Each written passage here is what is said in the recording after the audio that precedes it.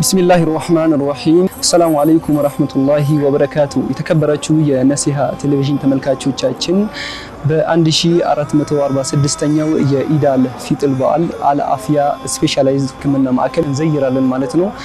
እንግዲህ በአልአፊያ ስፔሻላይዝድ ውስጥ ዘርፈ ብዙ የህክምና አገልግሎቶች ይገኛሉ። የህፃናትና ጽንስ፣ የእናቶች ጽንስና ህክምና፣ የህፃናት አገልግሎት እንዲሁም ደግሞ ውጭ ሀገር ለሚሄዱ የሜዲካል ህክምና አገልግሎት ይሰጣል። በዚህ በአልአፊያ ስፔሻላይዝድ የህክምና ማዕከል ውስጥ ገብተን ቆይታ እናደርጋለን ማለት ነው። ሰላም አለይኩም ዶክተር። እንኳን ደህና ቆዩ። እንግዲህ በ1446ኛው የረመዳን ኢድ አል ፊጥር በዓል አልአፊያ ስፔሻላይዝድ የህክምና ማዕከልን ለመዘየር መጥተናል ማለት ነው። ስፔሻላይዝድ የህክምና ማዕከል ዘርፈ ብዙ አገልግሎቶችን የህክምና አገልግሎቶችን ይሰጣል። ውጭ ሀገር ለሚሄዱ የሜዲካል መረጃዎችን ማለት ነው።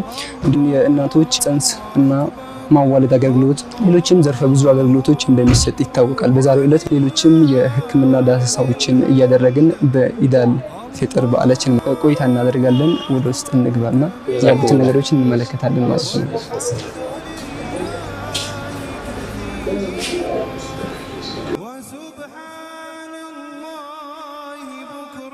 ሰላም አለይኩም ወራህመቱላሂ ወበረካቱ።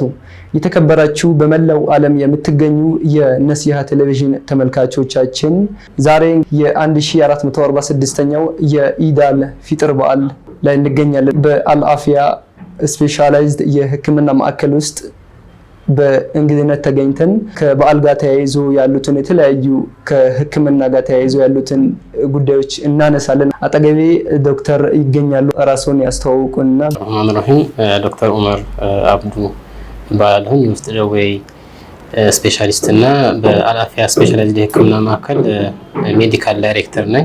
ዶክተር እንግዲህ ያሳለፍነው ረመዳን ነበርና ረመዳን የእዝነት ወር ነው። አላህ ሱብሓነሁ ወተዓላ ረመዳናቸው ተቀብለዋቸው ካሳለፉ ሰዎች አድርገን ዛሬ ደግሞ የኢድ የደስታ ቀን ነው ማለት ነው። ኢድ አብዛኛው ጊዜ ሳይሆን በተለይ ዶክተሮች፣ የህክምና ባለሙያዎች በስራ ላይ ነው የሚያሳልፉት። እንዴት ሳለፈ ረመዳን? እንዴት ነበር? ከዛን ጀምርና ጀዛኩሙላህ። ያው ረመዳን ያቅማችንን በመጾም ቁርአን በመቅራት ተራዊህ በመስገድ አሳልፈናል። ያው ስራም ስንሰራ ነው የምናሳልፈው። ያው እስልምና ሁሉን አቀፍ የህይወት መርህ ስለሆነ ስራችንንም እየሰራን ኢባዳችንንም እየሞከርን አሳልፈናል። አላህ እንዲቀበለን ደግሞ ዱዓችን ነው ማለት ነው። ዶክተር እስልምና ለህክምና ትልቅ ቦታ ይሰጣል። እስልምናችን አልሐምዱሊላህ ረቢል ዓለሚን ሙሉ ነው። እስልምናና ህክምና እንዴት ይገልጹታል? እስልምና ያው ስለ ጤና፣ ስለ ህክምና ብዙ ነገሮችን የሚዳስስ ሃይማኖት ነው። ያው ኖርማሊ እስልምና የህይወት መርህ ነው። ዝም ብሎ መንፈሳዊነትን ብቻ የሚያቀነቅን ነገር ሳይሆን የህይወት መርህ ነውና ከህይወት መርሆች ውስጥ የሚዳስሰው ነገር አንዱ ጤና ነውና ስለ ጤና ብዙ ነገሮችን ረሱል ሰለላሁ ዐለይሂ ወሰለም ጠቅሰዋል። ለምሳሌ ያው የሰው ልጅ የሚዘናጋባቸው ግን ደግሞ ትኩረት ሊሰጣቸው ከሚገባቸው ነገሮች ብሎ ከጠቀሷቸው ነገሮች ውስጥ አንደኛው ጤና ነው፣ ሌላኛው ጊዜ ነውና ይህ ምን ያህል ለሰው ልጅ በጣም አስፈላጊ እንደሆነ የሚጠቅስ ሐዲስ ይመስለኛልና ሌሎችም ብዙ በርካታ ሐዲሶች አሉ ይሄን በተመለከተ ጤናን በተመለከተ የነገሩን ማለት ነው።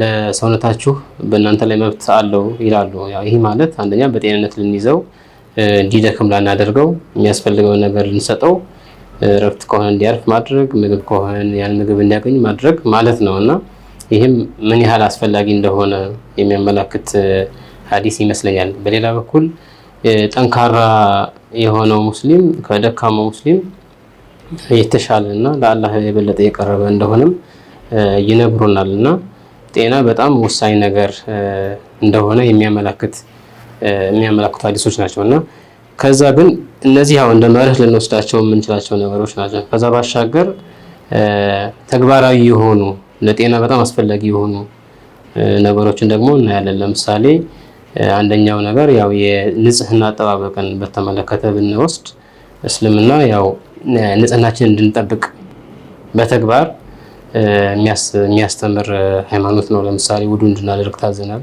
ውዱ ለማድረግ አሁን ለምሳሌ በቀን ቢያንስ 5 ጊዜ ልናደርግ እንችላለን። ከዛም በላይ ሊሆን ይችላልና ፊታችንን፣ እጃችንን፣ እግራችንን እና ሌሎችም የሰውነታችን ክፍሎች እንድናጸዳ እናደርጋለን ማለት ነው። ይህ ማድረጋችን አንደኛ የራሳችንን ጤንነት እንድንጠብቅ ያደርገናል። ሁለተኛ ደግሞ ለሰውም በሽታ እንዳናስተላልፍ ይረዳል ማለት ነው።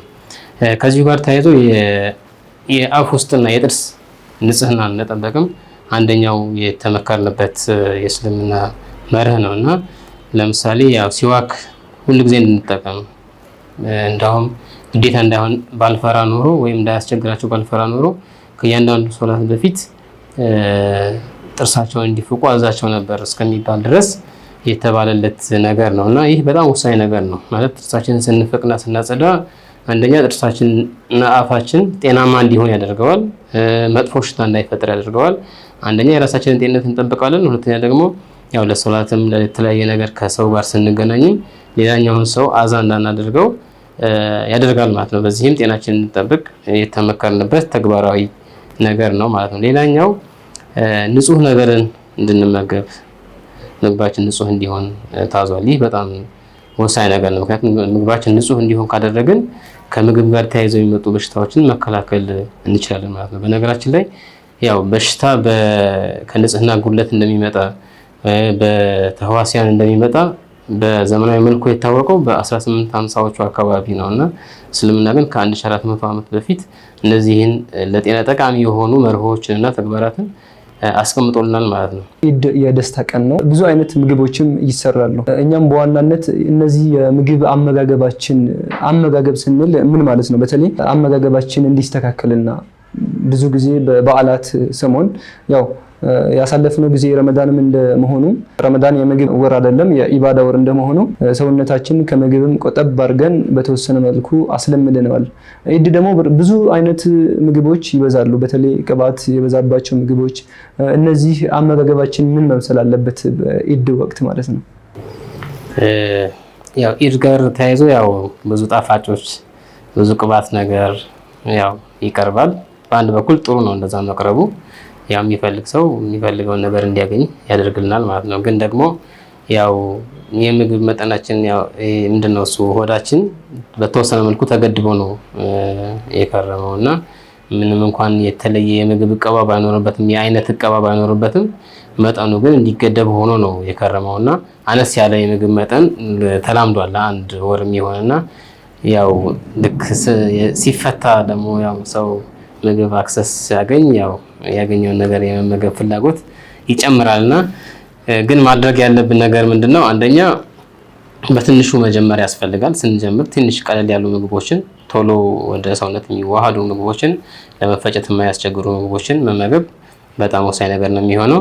ቅባት የበዛባቸውን በጣም ጣፋጭ የሆኑትን ነገሮች ደግሞ ወይ በትንሹ ብቻ መመገብ ያስፈልጋል። እንደገና ደግሞ በብዛት መውሰድ አያስፈልገንም። ምክንያቱም በብዛት ከወሰድ ነው ያው ለጨጓራችንና ለአንጀታችን ይከብዳል። ለመፈጨትም ቶሎ ስለማይሆንለት ስላለመደው ስለረሳው ያንን ለመላመድ የተወሰነ ጊዜ ስለሚፈልግ በትንሹ ከየአይነቱ በትንሹ መውሰድ ያስፈልጋል። እንደዛ ካደረግን ያው ለጨጓራችንና ለአንጀታችን በቀላሉ የኢድን ቀን እንድናሳልፍ ይረዳናል ማለት ነው። አመጋገባችን ማስተካከል ስንል ምን ማለት ነው? አመጋገብ ማስተካከል ስንል ያው ትንሽ ሰፋ ያለ ርዕስ ነው በነገራችን ላይ። ግን ከዛ በፊት ያው ረሱል ሰለላሁ ዐለይሂ ወሰለም የመከሩን ምክር አለ አይደለ? አመጋገብን አስመልክቶ እሳቸው ምንድነው የሚሉት? ያው የሰው ልጅ ከሚሞላቸው ጥሩ ያልሆኑ ሸለቆዎች ውስጥ አንዱ ሆድ ነው ይላሉና ለአንድ ሰው ቆሞ እንዲሄድና ስራውን እንዲሰራ የሚያደርጉ የተወሰኑ ጉርሻዎችን ከተመገበ ይበቃዋል። ግን የግድ ልብላ ካለ 1/3 ያህል ሆዱን በምግብ 1/3 ያህል ሆዱን ደግሞ በውሃና ቀሪውን ደግሞ ለአየር ይተወው ይላሉ አይደለ? እና ይህንን ብንተገብር ሌላ ዲቴል ነገር ውስጥ መግባት ራሱ ላያስፈልግ፣ ወደ ዝርዝር ነገሮች ራሱ መግባት ላያስፈልግ ይችላል። ምክንያቱም ያው ይሄን ያህል ካደረግ በቂ ነው የሚሆንልህ ማለት ነው። ግን ያው የሰው ልጅ ደግሞ ምግብ ከሚወዳቸው ነገሮች ውስጥ ነውና ያው የአመጋገብ ምክረ ሀሳቦችን መስጠት አስፈላጊ ሊሆን ይችላል። ከዚህ ጋር ተያይዞ ጃፓኖችም አንድ የሚሉት ነገር አለ፣ ሃራሃቺቡ ይላሉና ያው ወደ አማርኛ ስንመልሰው 80% ያህል ከበላህ በኋላ አቁም እንደማለት ነው እና እንደዚህ አይነት መርህን የሚተገብሩት ጃፓናውያን ብዙ ዓመት እንደሚኖሩ ይነገራል። እና ያው ምግብ በጣም አስፈላጊ ነገር ቢሆንም ለሰዎች ደግሞ ያን ያህል ደግሞ በርካታ ለሆኑ የጤና መቃወሶች ምክንያት ነው። በተለይ አሁን ዘመናዊ ነን በሚለው ማህበረሰብ ውስጥ ምግብ ጋር ተያይዞ የሚመጡ በርካታ በሽታዎች አሉ። ሜታቦሊክ ዲስኦርደርስ ይባላሉ። ለምሳሌ አይነት 2 የስኳር በሽታ፣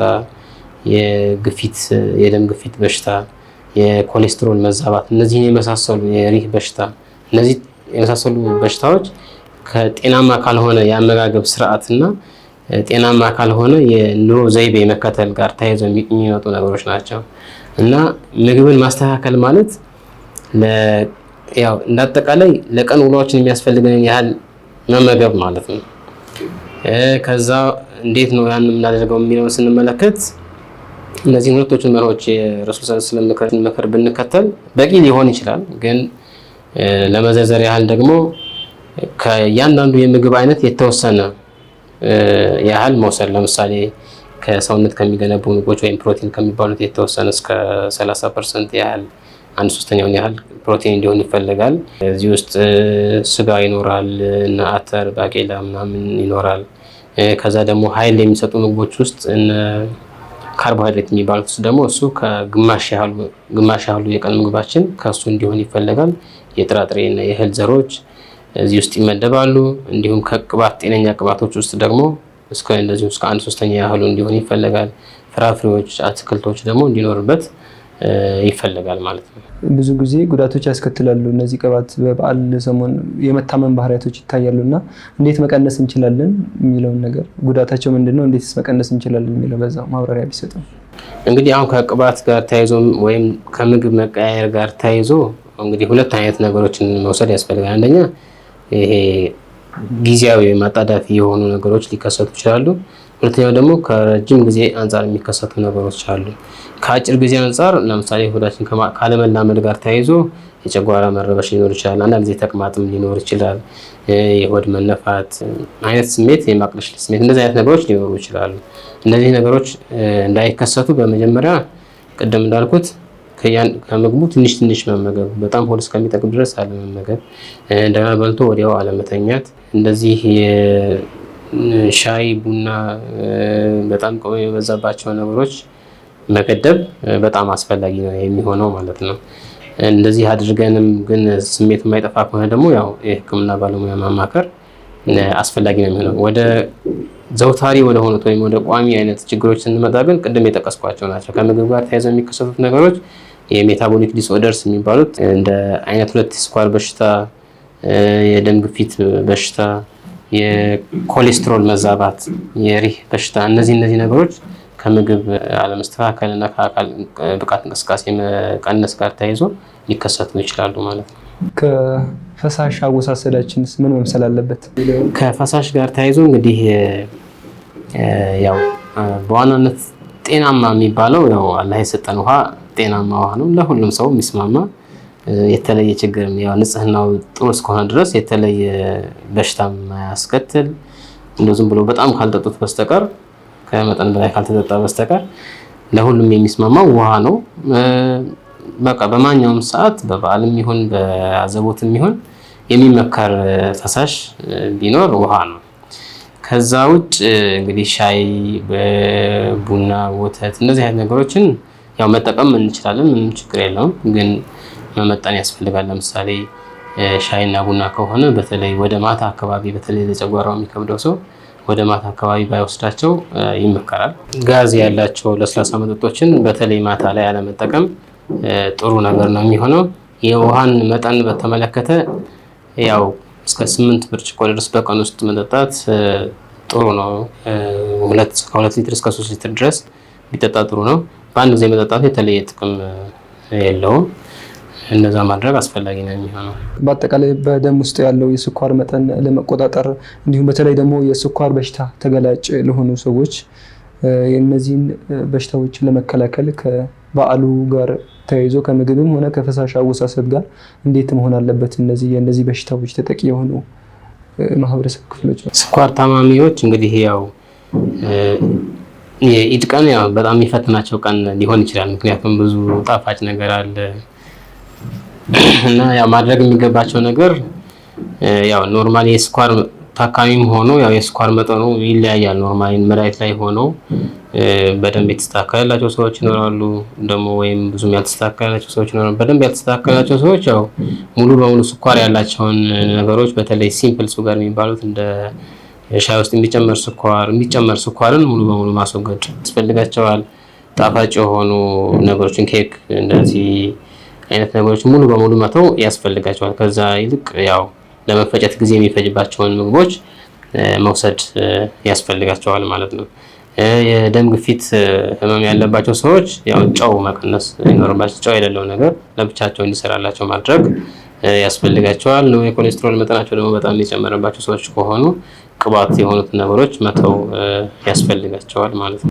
የተከበራችሁ የነሲሃ ቴሌቪዥን ተመልካቾቻችን በኢድ በዓላችን ቀን እንገኛለን። ርዕሳችን ከኢድ ጋር ተያይዞ ያው አመጋገባችን እንዲሁም ደግሞ የፈሳሽ አወሳሰዳችን ምን መምሰል አለበት የሚለውን ርዕስ ከዶክተር ጋር እየተነጋገርን እንገኛለን። እናንተም በየቤታችሁ ቁጭ ብላችሁ እየተከታተላችሁ የምትገኙ ተመልካቾቻችን ከዚህ ርዕሳችን ላይ ትልቅ ቁም ነገር የምትወስዱበትና የምትጠቀሙበት ይሆናል። ከአፍታ እረፍት በኋላ ተመልሰን እንመጣለን። ሳትርቁ ጠብቁን።